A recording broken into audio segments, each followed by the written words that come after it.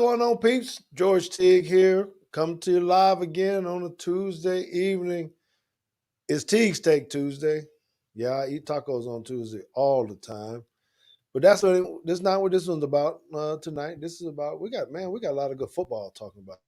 I'm go ahead and say it. Jimmy Johnson said it at the game. How about them Cowboys? Man, I'll tell you what. Just really good to see some people play some defense, right? And so part of this topic that we need to talk about today on Teague's Take is the art of defense really been lost. I'm watching a lot of games, man, and it just seems like people can't really put together. I've seen even on the Cowboys, people just whiffing, just not even trying to tackle people, just basically swatting at the ball and hoping someone else tackle them. Now, although the Cowboys did have a good defensive performance, right? Have we really lost the art? Is it something that we have to blame on the rules and be able to say that we got to get better or back to it, or is it just really just gone? We just want to score 40 points a game, 50 points a game, and that's what it is. It's kind of hard for me to be able to swallow that and take that, but I see it all the way down to high school. Is the RPO system um, that's the run pass option? Is it really creating something where defenses can't stop it, or is there something else that I'm just missing? I just think the heart isn't there sometimes. We're always talking about how we're getting hurt and things of that nature. And, you know, I know we can have a real long debate on that. So I think we need to have a little bit of debate about what defense means to us. So what I want to do is I want to bring our panel in. Of course, we got JT, the brilliant one, and we got a co-host with us, Nick Granado, who also has joined the staff over at John Paul II High School. Has some military background, done some coaching, has been on the show before, um, and has some very, very good insight on that. I know he's an offensive guy because he's a quarterback, and he loves to try to coordinate things. JT has a combination of both. He's played on both sides of the ball, both in college and in high school. So I think he can try to get down the middle of it. And of course, I'm opposite of Nick. I've only been on offense or defense pretty much. So we're going to have a few different takes on this. So just in general, fellas, first, I'm going to go to JT first about defense. Am I just thinking about this wrong? Are we losing the art of defensive football, at all levels right now? I no, I just think that the definition of defense has changed, especially with all the different rule changes.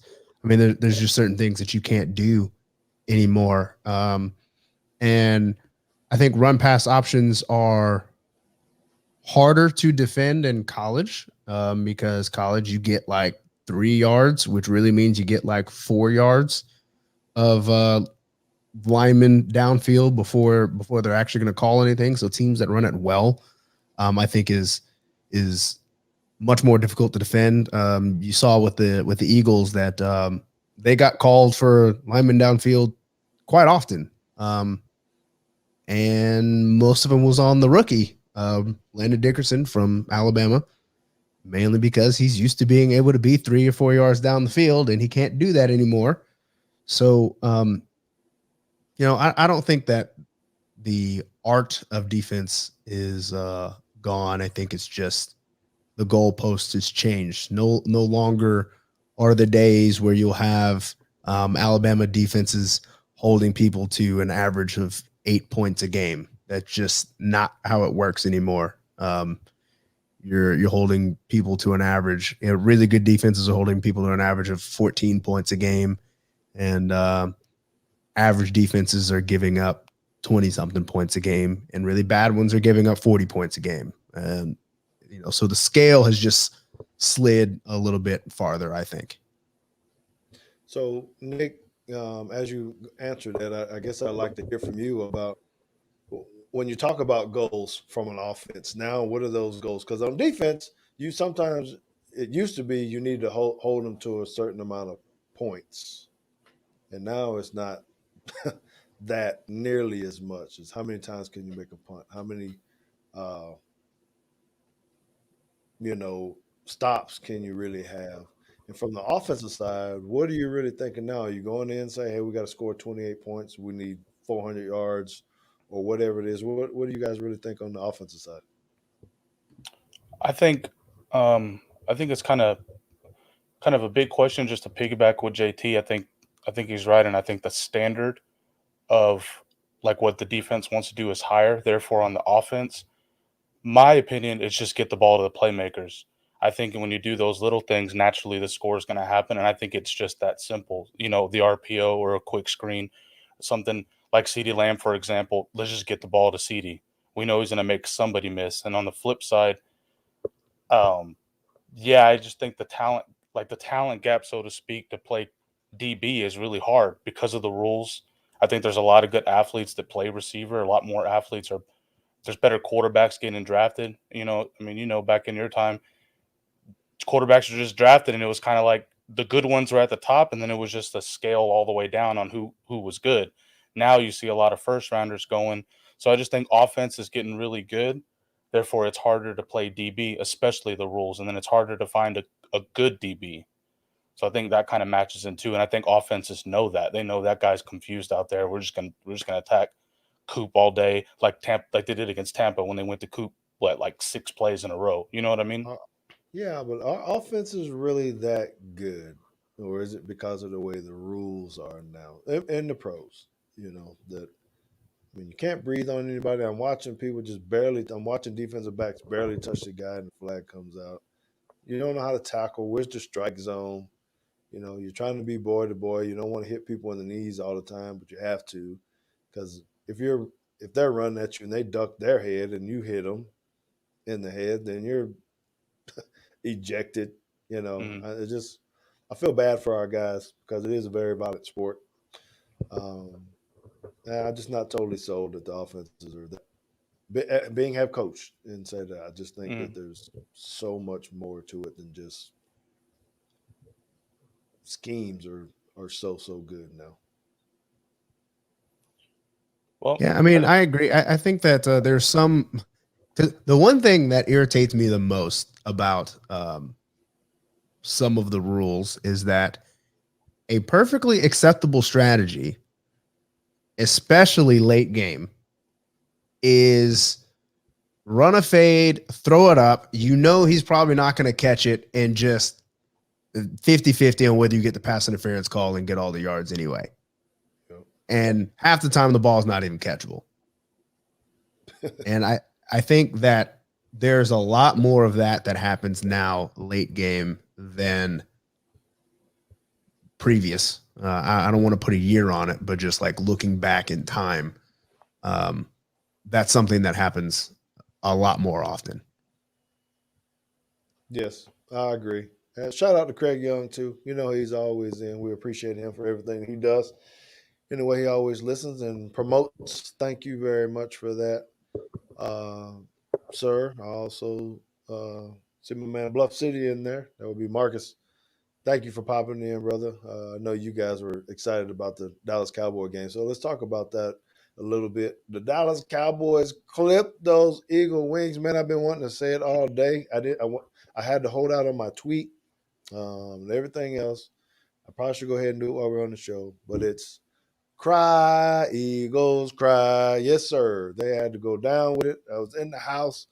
It was really good to see the excitement, the fans, the people back in the stadium. I talked about it on Saturday when I actually went out, or Sunday, I guess it was, before I went out and signed some autographs out there. It was just good to see people back in the stands, and, amongst the pandemic and things of that nature, but to see the boys come out there and play the way that they did. So, um, speaking of defense, let's talk about the Dallas Cowboys.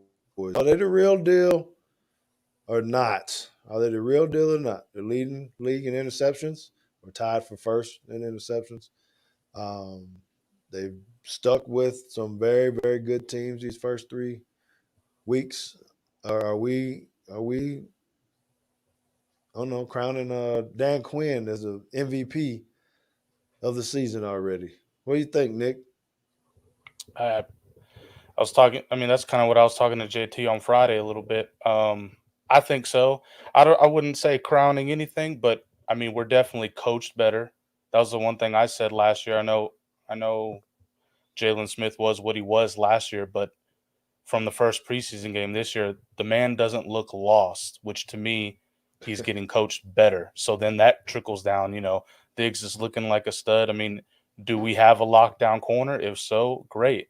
I mean, I'm all for it. We look better one game at a time, but I think we look great. I mean, I'm excited. Well, JT, you excited about that, or what holes you see still? Even Brown played a little bit better on the other side this game. Okay, hold on. All right. I've been giving Brown a whole bunch of flack, and I'm still gonna give him flack because I messaged Nick when that interception happened, and I said, I told you on Friday that Jalen Hurts still can't throw a consistent deep ball. If that ball is put in the back corner of the end zone like it's supposed to be, that's not an interception. It may not be a touchdown, but it's not an interception. So I'm still standing by. That was just a poor throw by Jalen, not particularly a great play by Anthony Brown. However, he did make the interception, so credit where it's due. He got his head turned around. He was in phase. The ball was not the greatest, and he capitalized on it. So I do still have to give him his props. I am excited about the defense. The adjective that I used when describing the defense was fast. They just look like they're getting to the ball. There's a little bit of attitude. I can't even remember what 27's name is. Javon Curse. Yeah. Curse. He looked good. I don't even know. I still don't know whether he's playing corner or safety. He just kind of showed up. That's a big dude too. Man, yeah, looks like a linebacker. And he looked good yesterday. The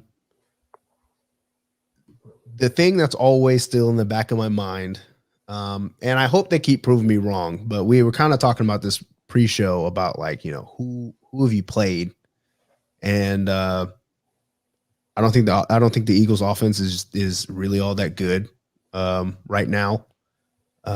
Although they did the things they were supposed to do, right? They didn't have very many. I don't know if they had any defensive busts. No, I can't. Not that comes off the top of my head, but I need to see, I guess, one more game from them, because my worries with the Chargers were just that the Chargers were actually shooting themselves in the foot. There were many times the Chargers got down into the end zone and something dumb called it back. And I was talking to Nick and I was saying, look, I just feel like if we get that same Chargers team, except it's the first, or if it was the first or second round in the playoffs, that game ends up being a loss. But overall, I think that they look good. Y'all, you're making me shake my head here for those of y'all who listen to it on the podcast and you can't see us live. Because I feel like you're right, and you're kind of giving us a little bit of props to, yeah, we're better or whatnot. But I think I'm going to be curious to see what happens, after another week, if they do well, against the Panthers. And you win, maybe you hold them down. Is there going to be an excuse to say, oh, well, they didn't have Christian McCaffrey and blah, blah, blah, blah, blah. Well, yes, I will, because the one team that they played that had a whole bunch of weapons, they lost. They gave up 30-something points. And even though they had a whole bunch of turnovers, they still gave up 30 points. And as I said 2 years ago, the first team to score 30 wins. That's just this is how it works. So that goes into the art of the defense, right? Is it 30 points acceptable when you have high-powered teams? What do you expect out of your offense? That's going to what I was asking to Nick. What do you have to score on offense when the defense is going to struggle? Because there's going to be those games. What do you have to, how much of this goes back to the offense too? They need to score 35. We just, I don't know. I think that they're doing well. I think you said it right. I love seeing Michael Parsons again today. I think he brings the attitude that you're talking about. I think he is the catalyst for that. because he's talking a lot of trash, on TV. I don't know when that's going to catch up with him or not, if it ever does. But he just speaks his mind and he tells the truth. But you see him tracking down people, chasing, he's running, he's giving full energy. I think we all had a scare when he was hurt for a minute there. I don't know what actually happened to him, but he laid down on the field for a little bit, and I think everybody was like, "Oh my gosh," because we don't want to lose him. So I think they're doing well. I think holding any NFL team to 7 points essentially. I know it was 14, but it was a defensive touchdown for them. It's pretty doggone good. Now, the Eagles, do I really think they're that good? No, I don't. What's the other receiver's name? They had Devontae Smith and Jalen Rigor. Rigor. they wasn't even throwing him the ball. It was the other guy, number 16, not 18. Yeah, I don't know who that guy is. I forget. Yeah. So they don't really have anybody, Yeah, I mean, I feel like they weren't even worried about the deep ball. Really? I mean, all you had to do was just look at Trayvon Diggs the whole game. Like, he wasn't backpedaling. He was sitting on everything. There you go. Quez Watkins from Bluff City Cowboys. Yeah. Who is that dude? And do you have a fantasy team? And how are you gonna do? Because good lord, it seemed like they were throwing the ball all the time. But yeah, him and Goddard or Ertz, really. Yeah, but and what you said was, does Trayvon Diggs ever backpedal though? Oh, I don't. No, he doesn't. That's why he's always chasing and having to get someone, because he wants to sit and drive on those routes and then try to use the speed to go catch up. So speaking of Trayvon Diggs, way too early prediction. Yes or no? Trayvon Diggs will be in the Pro Bowl this year. Yes or no, Nick? Yeah, I think so. Okay. I think so. I think so. I'm on the fence.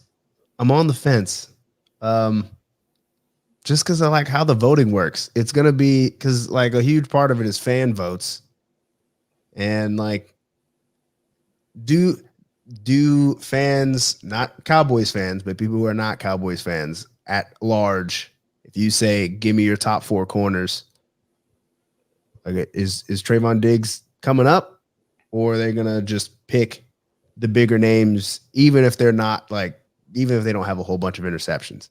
I don't know. I think he's gonna play well enough to make the Pro Bowl, and then he just might not end up making it just because the way the votes go. So, yeah, I think he makes it because I think he's gonna be a Pro Bowl caliber corner. I just feel bad that maybe he's not gonna be. He's gonna be like the 5th corner or something, and I don't know. What do they take? 4? They take 5? I don't know. Yeah, but the best thing it is showed up on the Monday Night Football game and do a pick 6 and take it to the house. They don't really care who it is. You just you go back and you're hanging out in the end zone. It's pretty cool feeling. Terrible throw, I must say, from Jalen Hurts on that play. Good lord! Did you read his lips? Did you read his lips when he was talking to Devontae Smith? Yeah, because that was hilarious. He walked over and he said, "Dude, what happened?"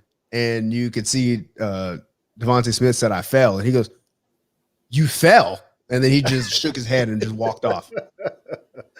He did. I mean, he did. that was getting picked though. Huh? That was getting picked either way, wasn't it? I mean, I think it was. So. I thought so. I mean, it was at least getting knocked down. Yeah, because he jumped it, but like you said, he was sitting on everything. And just that time, he was like, "Ooh, mine." You know what I mean? I'll say any kind of out on that, it's gonna be bad. So, what are we thinking about Jalen Hurts? Got the battle ties, of course. It's been the whole talk. Is he the real deal or not? What has he shown over the past? He didn't look good in person out there. He's trying to run around. Maybe it's the offensive scheme. He did. He laid on the sword and said that it was not his fault, but he didn't play very well. It's not the scheme, but I don't know how much of this goes into the quarterback. Well, I mean, it's his 7th start as far as I'm concerned. He's still a rookie. I don't know that he had a particularly model quarterback sitting in front of him before. Mr. Carson Ankles Wentz. Carson went back out there with 2 boots on, man. Went back in a wheelchair. I'm still trying to figure out how you sprain both ankles at the same time. That's crazy to me. But seeing Jalen through his freshman year, even through him transferring out and going to Oklahoma, Jalen has gotten better at every step of the way.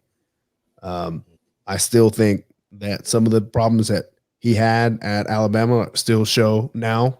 He's not consistent on his deep balls. He's consistently inconsistent. He has the ability to throw very good balls, but he also has the ability to throw slightly inaccurate balls. And the difference is in the NFL, when you throw a slightly inaccurate ball, that's a pick six. You throw a slightly inaccurate ball against, Clemson or Georgia, it might not be a pick six. Your receiver might just save you and knock it down, or it might be incomplete, or it might go out of bounds. But at this level, you miss a ball like that, it gets tipped or something else, and they're going to the house with it. So I think he's not there yet, but I think he can get there. All right. Keep all those in mind when we get to Mac Jones and what's going on with him, especially in his last game. He didn't play very well. But what do you say about that, Mr. Quarterback Guru? We had to add that name to your Facebook and Twitter pages. Yeah, Nick the Guru Granado, quarterback. What do you think about this, man? When you look at the differences between someone like Dak and Jalen, and you come into a Monday night game, and you see things just kind of falling apart. Good Lord, I'm getting sideways here a little bit, but I was watching all the replays of Big Ben throwing the ball right in people's gut and all this kind of stuff. What is the mindset of a quarterback when you come in games like this and maybe you're not getting the blocking that you need? And is it youth that causes the problem? Is it other things that we're not thinking about? Yeah, I mean, it for sure starts with youth and inexperience, as with any job. Pressure, Monday night, all that adds into it. To me, the first thing I'm going to go to, I mean, I think he gets a mega pass being under this organization and Nick Sirianni. I don't think anything's going to happen there.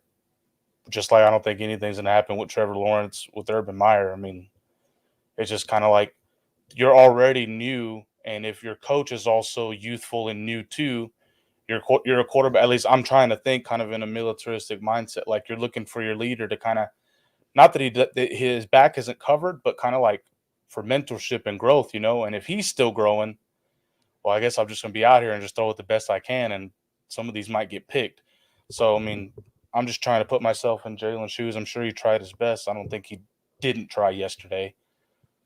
But as you can see, I think that's what the Eagles are going to be when they play. And I'll call us a good team when they play a good team, a fast defense. If we're not amazing, but that's going to be what it's like for the Eagles, I think, all year when they play a formidable defense. You know what I mean? Yep. And I forgot to ask Marcus. I got to find out if he's an offensive guy or a defensive guy. Not really sure. I know he's a good analyst and things of that nature. We're going to have to get him back on the show, too. He has his podcast on Tuesday nights right before us, I believe. Okay. Let's go back to the defense again before we get over into any other type of rankings or quarterbacks and things. But JT had just read off which site was it where you're saying the Cowboys are ranked number 6 in defense? Is that right? Am I quoting that right? Well, we had talked about like individual stats, but I can quickly pull up my source again and try to find where they are in team defense right now. Yeah. So while he's doing that, I was just trying to what do we think the Cowboys should be ranked if you take out the statistical data and all that, because they're going to have everything by percentages and whatnot. But are the Cowboys defense a top ranked defense now, and does that help them be able to get to the Super Bowl? What the things that they still have hurt. Yeah, you get a few little things, but are we starting to talk about them the same way that you be New Orleans Saints or a Bengals defense? I'm not sure you're ready to go to the Rams in that level yet. I don't know. I just want to see what you guys think. Do you think that we're across the board a defense that we should be talking about as one of the best in the league now, Nick? Yeah, I think we're top 10. And then the thing that I know it's a different league from 2014 when we lost to the Dez no catch, but that defense was a top 10 defense, and it wasn't amazing, but it helped out a lot to be a little bit consistent there. And I think this defense is better than that defense. So I would say, without looking at numbers, if you're looking at just eyes, top 10. I think it's better than our 2004 defense, 2014 defense. So I think top 10. Hmm. Okay. All right. JT, you agree with that? Yeah, I think they're definitely top half. Yeah. So I mean that's 16 down right there, and I think I could, without just looking at them, I bet I could find 6 other defenses that I would say they're better than right now. So yeah, I agree. Hmm. All right. Well, I do too, and I think they're one of the better ones. Just seeing from watching all the things that you talked about before. I'm not being biased at that at all. I just think it's a defense. I think they're coming at them. I'm looking at what they're doing, running their schemes. They're standing up with which kind of shocked me too. They even had the mug defense, right, where all 11 people were on the line. You see, mm, the old Mike Zimmer teams and stuff kind of do that things, but typically the safeties kind of bail out of there. And I don't know if I have to go back if you guys got all 22 or whatever, go back and watch it. But they had everybody up on the line, and no one bailed out. They actually played man to man from press and up at the top. That's pretty scary as an athlete because if you get beat, shook, or whatever, and you throw a quick pass and you don't make the tackle, that thing's going to go to the house. Um, and you might remember the play because they actually threw a slant out there to Brown. He actually made the tackle. So it's pretty cool to see that they're will take the chances and try to confuse the people. And it's pretty gutsy on what Quinn is trying to do with those mug defenses. Is pretty good, especially in particularly in third down because they don't know who's going to come. Especially when you got Michael Parsons standing around there somewhere trying to figure out where to turn the defense to. So, um, hats off to them. Want to say shout out to old Tessie, your sister-in-law. Again, I see you popping in. We do appreciate it. Always. She's down out west Texas. Well, I guess we consider that west, huh? It's desert land out there, man. It get hot out there where she is out in San Antonio. But she's San been spending a Angelo. lot. San Angelo, I'm sorry. She's been spending a lot of time in the pool or lake or boating or something. So looks like she's having a good time. And I did not know Marcus is an O-line guy. So we're going to have to be talking to him about the kick slides and power downs. That's all they talk about up front. Kick slides and power downs, baby. An occasional pull. Okay, so our defense is good. Our offense seems to be clicking. Anything? Did we say anything before we move on? I Dak Prescott, quarterback.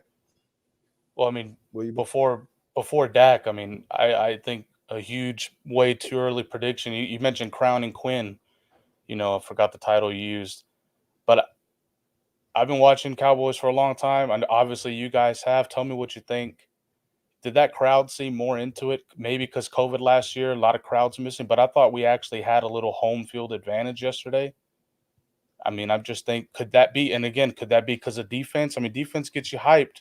Offense is cool, but defense gets you hyped. You think that could be something down the road where we're finally kind of a scary place to come to? You know what I mean? At home. Yeah, and being there and being present. So I already kind of knew. I would assume that any team, but definitely here. But your home opener on Monday night against the Eagles is kind of coming out of COVID. I already Hmm. knew it was going to be electric. I felt that just going in and thinking about it, and it did not disappoint. At first, it seemed a little down, but I think too many people were still outside at the Miller Lite Club and all the other things that Jerry Yeah. Jones got going on allowing tailgating that everybody's hanging out outside and forget that the game is actually about to start because you can watch the game from outside as well. But once everybody got in and Powell's got to going and waving, it was pretty loud in there, man. It was pretty loud. You know, you had the Hall of Famers in who they were publishing up on the screens and letting everybody know who was there. You had, you know, Emmett in the house and Michael Irvin and Troy, and you had all, you know, you got Jimmy Johnson and all the people up in the house, man. It was pretty special. Um, and so to see the crowd involved like that, um, it was it was pretty good. It was really really um, good announcer. You know, a lot of things you don't necessarily get to hear on TV. Um, you know, he was really trying to get the crowd into it as well. So I think to answer your question, yeah, I do think it's going to be a place that's going to be hard to play in. I think that's going to help us this weekend too, because I think it's still going to have the Hmm. same kind of hype. You see the players that were jumping around, you know, dancing, throwing their hands up, telling the crowd to get with it. I Hmm. don't know that I saw any of that. The one or two games I was able to allow to go to last year, it wasn't like that. I Um, agree. you Yeah. know, and there was a lot of it happening where guys were, you know, throwing their hands up, telling the crowd to come on, then the crowd would erupt. So I think it's going to be pretty good. And I don't know. This test, are we worried about their tests on defense? Are we really worried about Sam Darnold and not having, you know, McCaffrey there? Is this? See, there you Well, go. See, you're well, already that's doing it. hey, You're I was already saying that's that. doing it. I was that's saying it for JT's you, boy. so you, That's JT's you know, boy though, Joe Brady. I mean, Yeah, but Joe he. Brady still don't have a quarterback. He's still got Sam Darnold. I, I'm yeah, just but you saying. got Moore, who's a very good wide receiver, right? Who else they got? Chark, is he there? Is that the guy that's there? Is Chark there? I thought he was in Or No, it's Jacksonville. Robbie Anderson. Anderson? Where is it? Robbie Anderson? I mean, they still got some guys that got to have to cover. You know, I gonna mean, have to I cover. think Darnold's going to play better than Hurts. But I also think that coaching staff's going to come better prepared than Sirianni. So I mean, I'm just saying. I think this weekend will be harder, but I think if we are hyped and the crowd's hyped, defense is going to. I mean, it's exciting. I think it's going to be a good game, but I think it'll be a harder game. I personally think. Hmm. What's Yeah, I up, mean, I think Monica? We so. got The North Carolina. House. I think she's still in North Carolina, isn't she? Or is she down in Tuscaloosa now?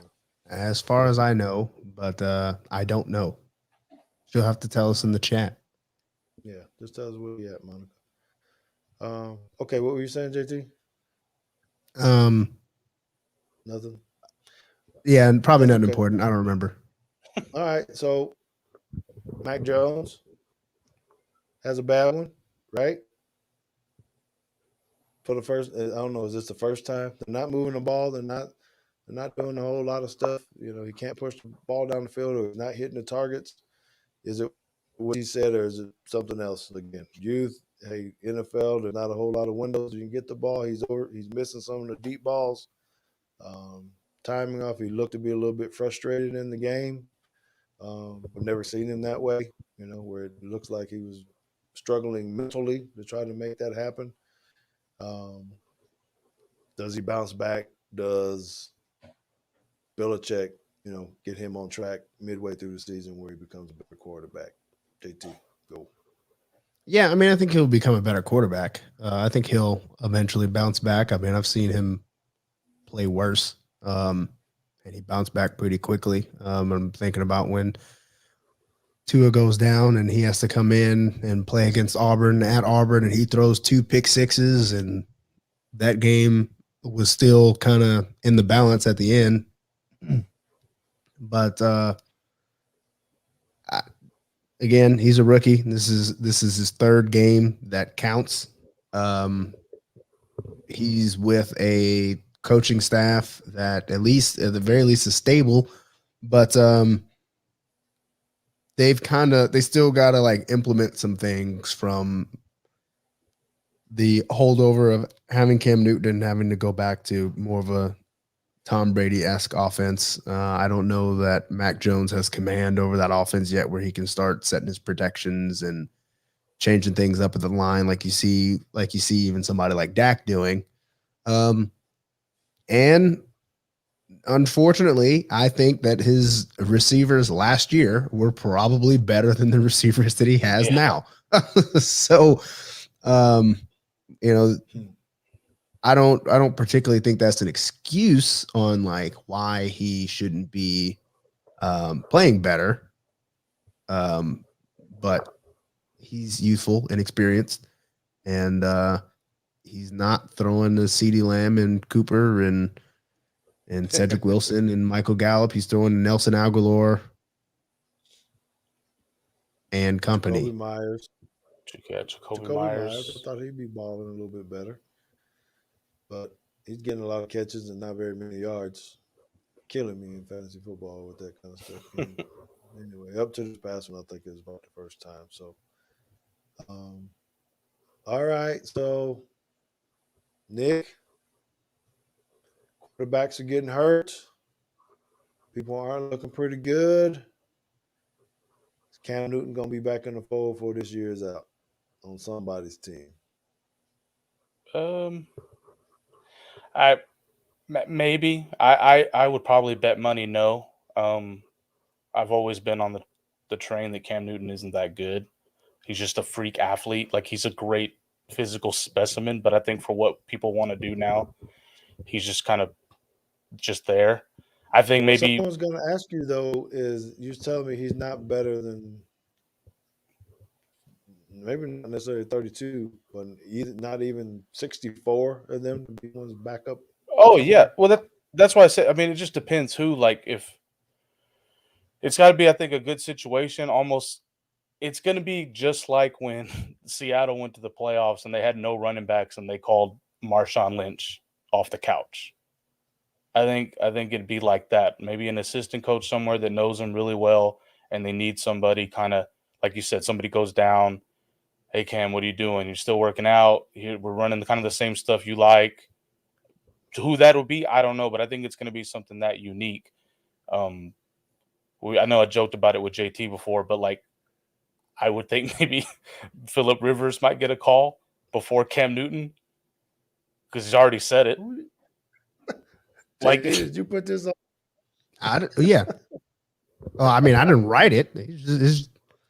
No, I'm just saying. Remember, he came out and said, "If anybody needs me," and we joked like, "Oh, I guess he doesn't think his high school team's going to do that good." I'm just saying, Right. like, I think that situation is more believable than Cam. I just think I don't know what Cam could bring to the table. He's very specific. Obviously, New England didn't want to.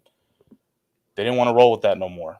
They'd rather roll with inexperienced Mac Jones, youthful Mac Jones. They knew he was going to make a little bit of mistakes, but they went ahead and rolled with that versus keeping him on even as a veteran. You know what I mean? Like, even if as a backup, they didn't want to do that. So I just think that says a lot on what people want to do right now on offense, I think. Okay. All right.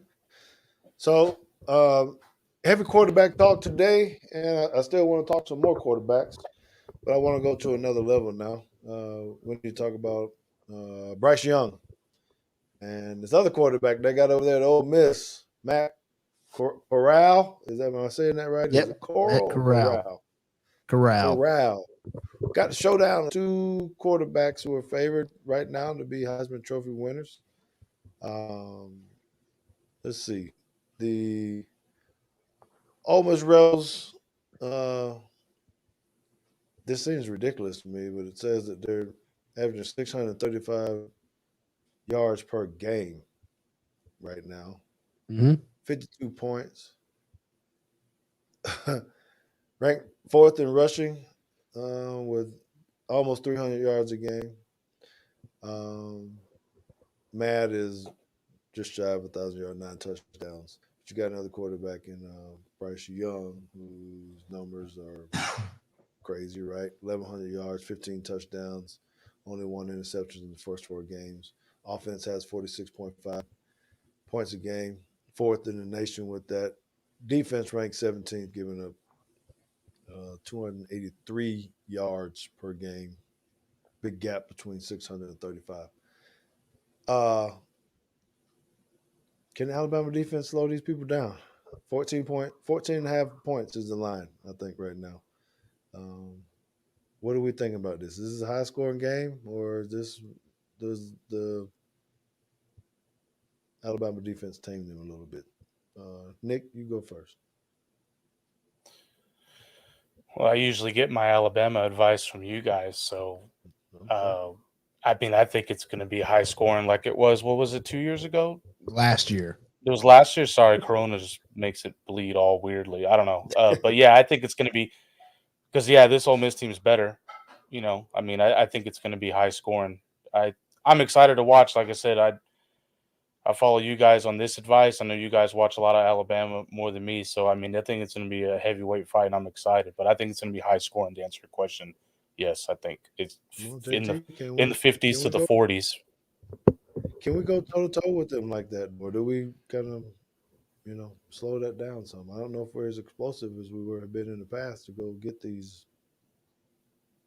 What do you Yeah, think? we're definitely not as explosive, but that's no shame on the current offense for that. I mean, when you had a 2020 offense that set almost every offensive record ever. So either you're going to be better, which is highly unlikely, or you've got to regress to the mean a little bit. So I've been saying this to you for weeks. When I looked at the schedule and then after I saw Ole Miss play a couple games, that was the team on the schedule that I thought that probably has the best chance of beating Alabama. The difference between this Ole Miss team from a year ago is they play defense now. They might not be a top 5 defense. They're not Georgia level good on defense. But if they're even Florida level good on defense, I think that Ole Miss's offense is better than Florida's offense, which might cause some problems. I do kind of expect it to be a shootout. So for those people who are betting, if the line's at 14 and a half, my thought is if you think it's going to be a shootout, take the points. Just because something crazy might happen, and it might end up being, I don't see a way that Alabama scores 50. So if it has to go to something where it's like 56 to 50, I don't see that happening. I think Alabama's going to have to hold them into the 20s and 30s in order to win the game. I still think they can win the game. I think they'll be much better prepared. The game is at home, I believe. Yes. Is that right? Yep. Yeah. Mm-hmm. So Bryce Young's back at home. He's not in the swamp. The swamp is a hard place to play, especially if you haven't been there. Nick Saban hadn't even been in the swamp in 10 years. So I won't call it a mulligan because they won, but it's a whole lot easier to play at home against a good team. Here's a good comment. He said he went to Ole Miss and watched every game. If they can get in Corral's head a little early, he'll be a turnover machine. I agree with that. I do. You know how I feel about DeMarco Hellams. The jury's still out on that to me. But yeah, I still think it's a winnable game. That you cannot let them get hot. If Ole Miss gets hot early, it's gonna be a slugfest. Yeah. How much does this become about the coaches as opposed to the players? I hadn't really watched a lot of the hype yet. I'm just wondering if this going to. I know Nick Saban's not going to get caught up in it, but I'm just thinking, how is he going to motivate those guys over at Ole Miss, and can they, come out of fire, and how fast do we have to put that out? Because we didn't start very fast. A couple games ago, not this one where we took one back for 100 yards right at the beginning. That was good Lord. Yeah, man, I couldn't even get the stream loaded up before it was 7-0. I was like, what just happened? I was just putting a piece of chicken in my mouth, my hot wings that I was making, just in case y'all missed it. I know y'all gonna want some of my hot wings I threw on the grill. I actually made my own sauce this time, JT. Made me my own hot sauce. I don't think you really indulge in the hot stuff very much, but it was pretty on fire. Had some hot and mild. Haven't tried the lemon pepper for you yet, but I'll try to get on those here pretty soon. Ooh, here we go. Yeah, yeah. We might invite Nick over one day just so he can have a little bit of food, something. I know he like to eat. I gotta try the secret recipe. You guys keep all the secrets. Yeah, no, well, I think we share, But anyway, I so don't. this game, what you said? I said I don't. Oh yeah. Well, we can't tell you everything. We can only give you bits and pieces. I get a lot of that on that. Hey, share the recipe. I can only give them pieces, and then they'll think it's bad or something of that nature. But Yeah. How did we even get here? Game, huh? I said, how did we even get here? We were talking about Ole Miss, and now we're on hot wings and secret recipes. Pre-game meal because I'm already thinking about what I got to cook this weekend for the Ole Miss game. Yeah, you're already thinking ahead. I already got to know what I want to do. I mean, that has to happen, right? Because, and you're right, JT. That's the best thing about this show, man. It's not scripted. We're unscripted. We're not sitting here reading. We got some talking points and different things, but we're not giving you all these lines like other people do. Sometime, right? Makes our show a little bit better, I believe. And if you like those, you should be able to tell us that you like those and that you like the format. Something you want to see different, be sure to tell us about that too. No, if you want to see something different, keep it to yourself. No, I'm just playing. Yeah, Let us know. That's right. Send it to Nick Granado, quarterback guru. He'll tell you all about it. He'll call an audible for you, and that'll just be it. Yeah. So Ole Miss, I can say I'm not even really. I'm not yet. I don't start getting nervous till the late part of the week, I guess, about what's really going to happen here. But I think playing at home, I think being in front of our crowd that's enthused and ready to go, I think there's enough momentum for us. Like you said, we'll be better prepared. We'll be ready to go. We're going to be mentally prepared to be able to slow them down. The 14-point spread, I don't know if I would bet the 14-point spread. I'm not in favor of that. I've already been asked about that this week about a weekly bet and all that, and I was like, man, I'm not giving you 14.5 points or 17 or whatever it is now. Anyway, over the 2 touchdowns. I'm out of curiosity, let me see, because maybe it's been bet down. Yeah, I don't know. Yeah, so I'm not really good with that. I think our running game is not all the way up to par yet.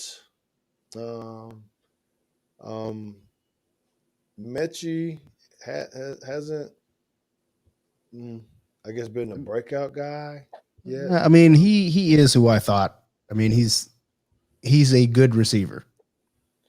Yeah, but our other gentleman, and y'all have to forgive me for forgetting names and all kind of stuff. No one, the guy that just had all the touchdowns. Jamison Williams. Huh? Jamison Williams. Yeah, he's looking pretty.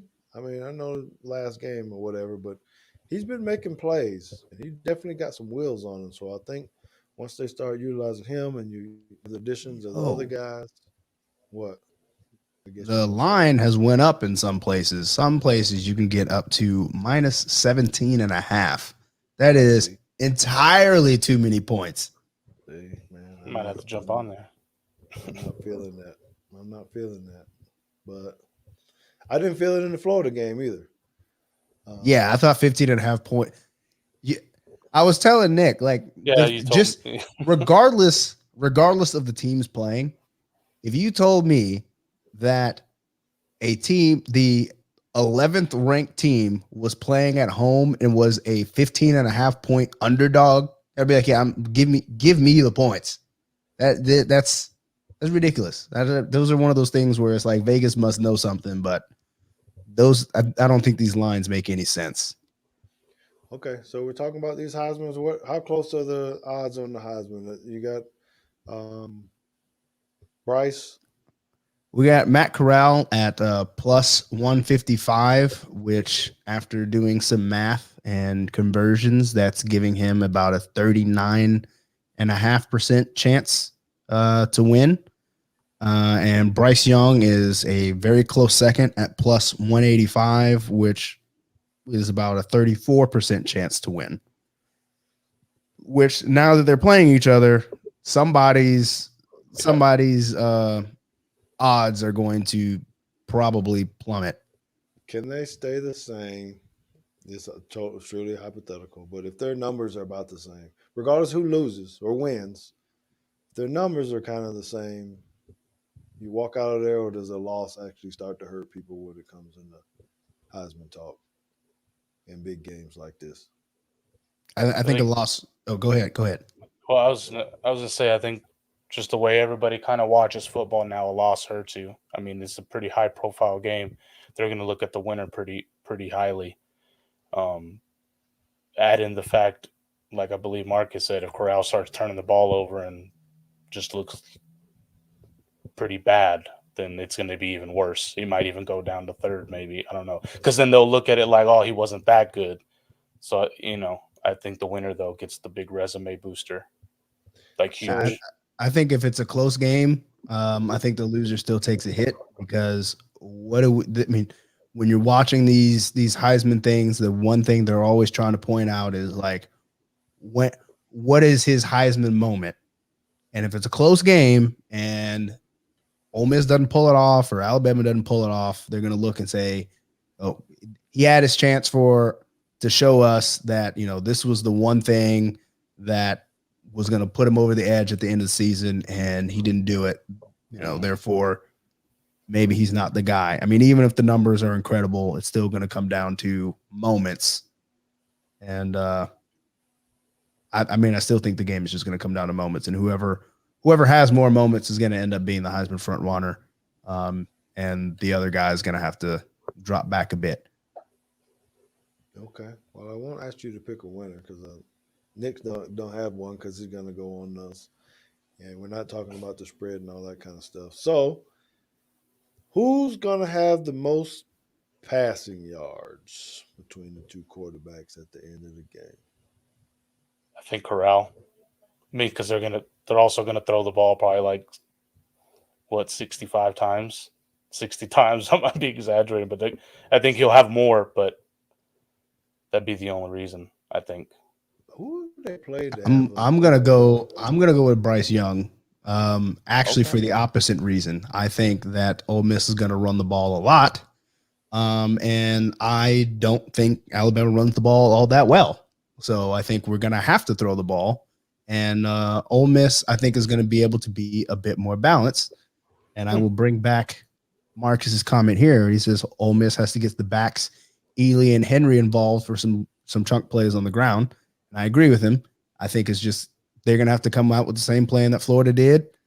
They might try to throw the ball around a little bit. It may be somewhat successful, and then maybe halftime they're going to be like, all right, we're going to keep running the same run play over and over and over again and make you tackle them. And if you can't, then we're going to go for 2 and at least tie the game at the end.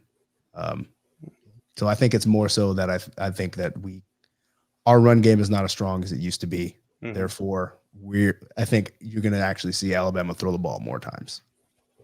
All right. So with the rankings, how you guys feel about the rankings that are out there? Alabama 1, Georgia 2, Oregon 3, Penn State up to 4. But I guess we just want to talk about Arkansas, really. Yes. Jumped up 8 spots to number 8. Did you watch the game? No, I only caught the last part of the game. I don't know what I was doing. So you caught the fourth quarter? Yeah. Oh no, you need to see the first half. I don't know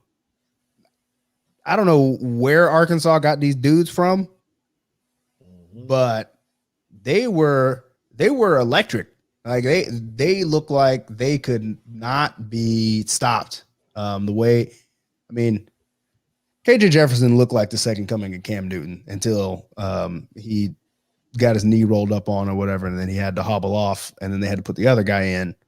But they look good. It's just a matter of, do they know how to win? I just don't know that they can sustain it for that long.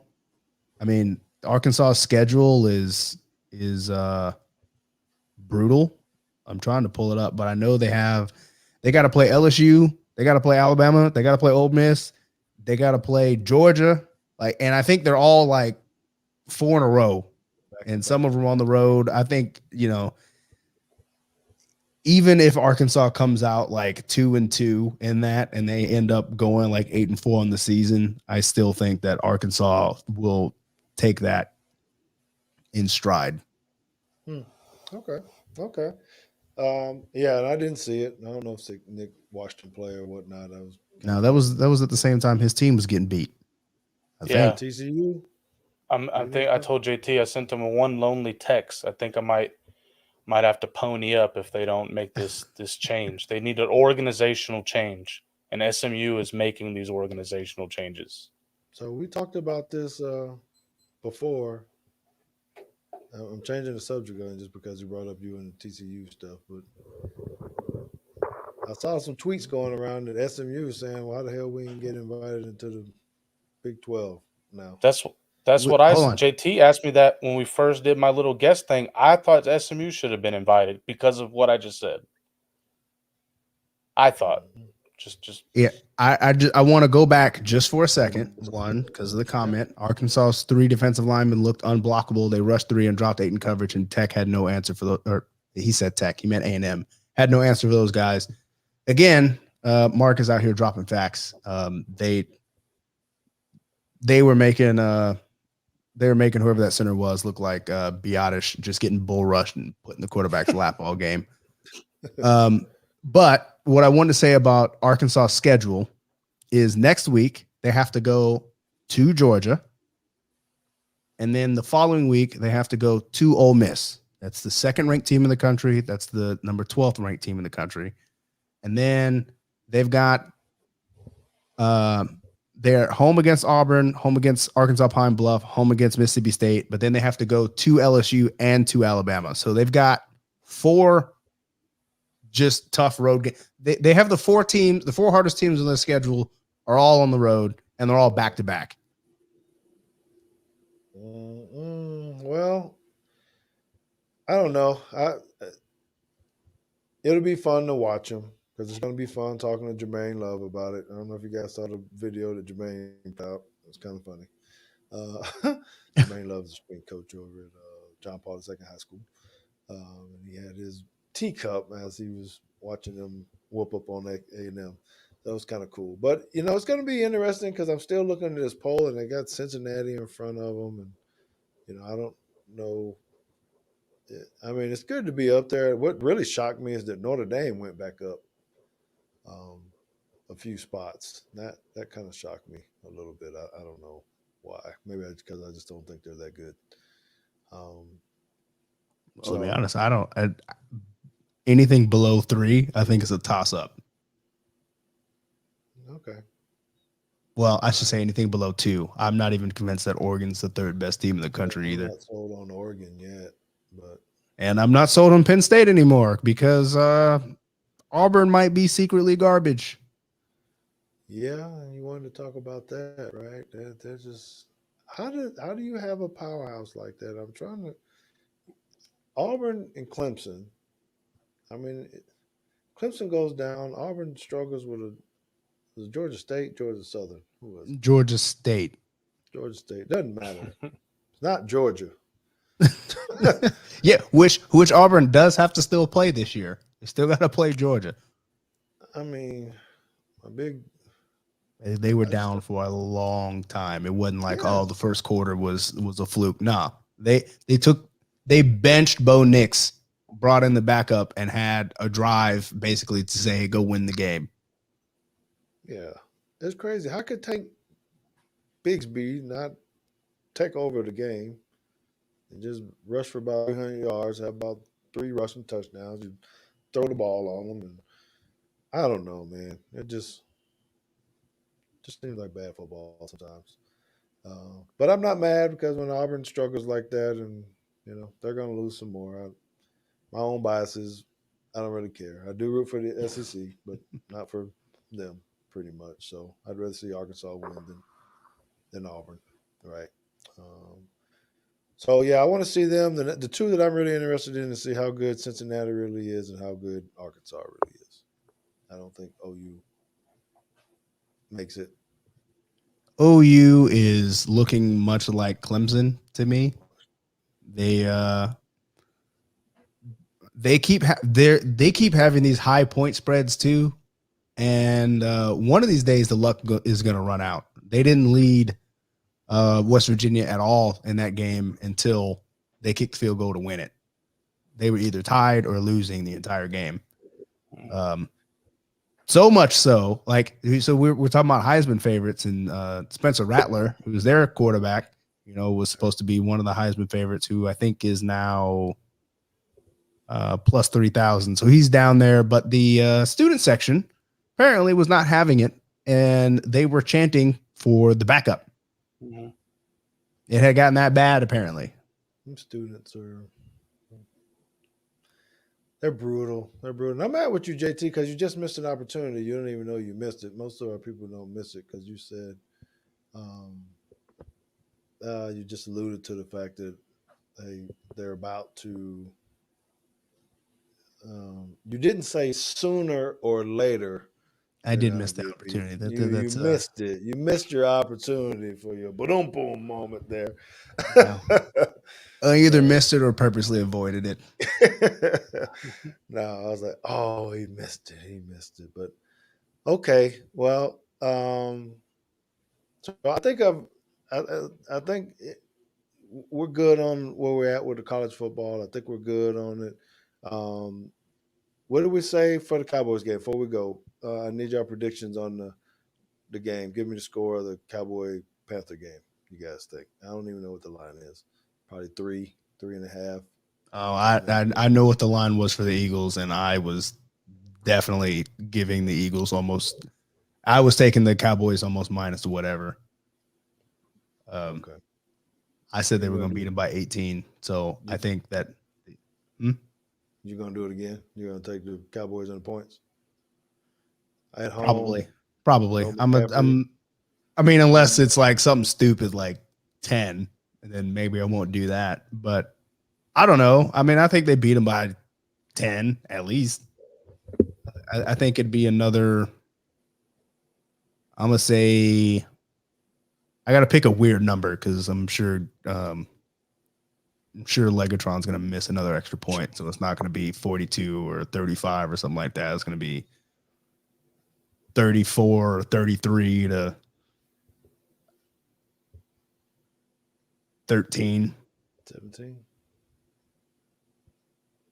I don't think this one's going to be all that close either. I didn't think that the Cowboys were going to hang 40 on the Eagles. I thought it was going to be 28-10, but did one of y'all have any of them studs on your fantasy teams that didn't get a ball? Cooper or CD? I've got Cooper on one. I've got CD in another. I've got Dak in a lot of them. Yeah, I got Cooper in one and CD in another. So, hold on. Are you in last place in our Guru? Are you I'm 2-1, sir. I don't know what team you're thinking about. Oh, I was just asking. I didn't know. I wouldn't know. Yeah, I'm in the middle. That's pretty good. I think that's where I'm at. Maybe 1 and 2. Not doing all that great. Got some people not doing too well in my team. What do you mean? You're 3-0. Oh, my bad. My bad. I'm thinking of street team. I think I'm 1 and 2. Well, I do have a pretty good football team. I etched out. Teague. So let me go to the street team, just in case Brent Thomas is listening. I know he didn't want to comment at all, but he was talking a whole lot of trash about him beating me this year finally, and he actually had me on the ropes until the 2 last plays by Aaron Rodgers to Devontae Smith at the end put me ahead. Devontae Adams. Devontae Adams, and I beat by points, and I politely texted him right after that. Now he said he wants to throw the red flag on that one, but anyway, here I am. Here we are. So, hey, listen, Nick, thank you very much for coming on once again, giving your expert knowledge. We'll make sure we do this again. I'm sure I'll be seeing you around. We'll try to get you over for some grub at some point. Yes, sir. We always love doing this. Thank you guys for being in the chat. Make sure that you guys Give us the likes. Go subscribe to Teague's Take podcast channels. Have others do it too. Give us those likes. Leave us in the comments. Go to our social media pages. You can catch us at Teague's Take on pretty much everything. JT's personal page is BamaJ13 on Twitter.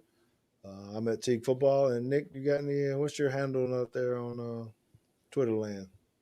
It's Nick Granado 1991. It's all good. I got to get active like you guys. Sorry. That's all right. Give him in. So with that, we're going to go ahead and close out the show. It's been a great show. Another Teague's Take moment where we hit all the hot topics like we do each and every week. And we'll be back next Tuesday to talk about this Cowboy win. Yes, I'm naming it, I'm claiming it, and the Alabama win so that I can come in and sport my goodies next week. I know you're going to. My goodies, not my goodies. Yes, my sir. God. That's what I'm talking about. Huh? Nothing. No, you didn't want to go there. But anyway, 1 hour and 6 minutes. We're out of here. Deuces.